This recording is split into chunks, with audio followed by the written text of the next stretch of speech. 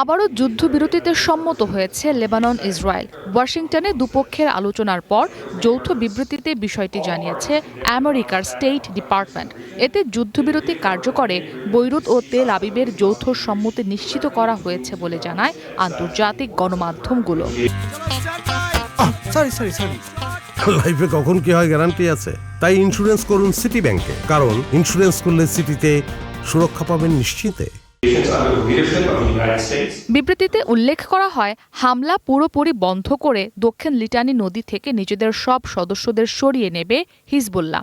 সীমান্তবর্তী অঞ্চলগুলো সুরক্ষিত করার লক্ষ্যে হিজবুল্লাহর মতো সশস্ত্র গোষ্ঠীকে হটিয়ে নিয়ন্ত্রণ নেবে লেবাননের সশস্ত্র বাহিনী। চুক্তিতে এই এলাকাটিকে সাউথ লিটানি সেক্টর হিসেবে উল্লেখ করা হয়েছে।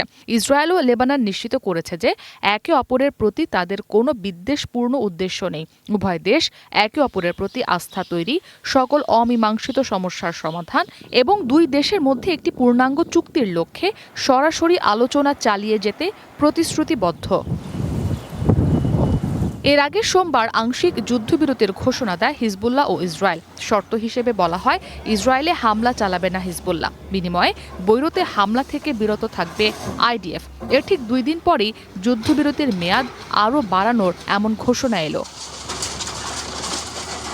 এদিকে যুদ্ধবিরতির মধ্যে লেবাননে হামলা অব্যাহত রেখেছে ইসরায়েলি বাহিনী। বুধবার দক্ষিণ লেবাননে চালানো হামলায় অন্তত 9 জন নিহত হয়েছে। জবাবে ইসরায়েলের উত্তর দিকে রকেট হামলা চালিয়েছে হিজবুল্লাহ।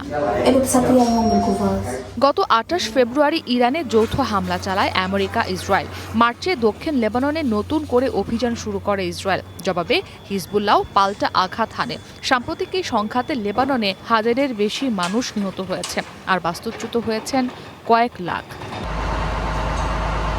ইসরাত মুক্তি, ওয়ান ইন্টারন্যাশনাল ডেস্ক।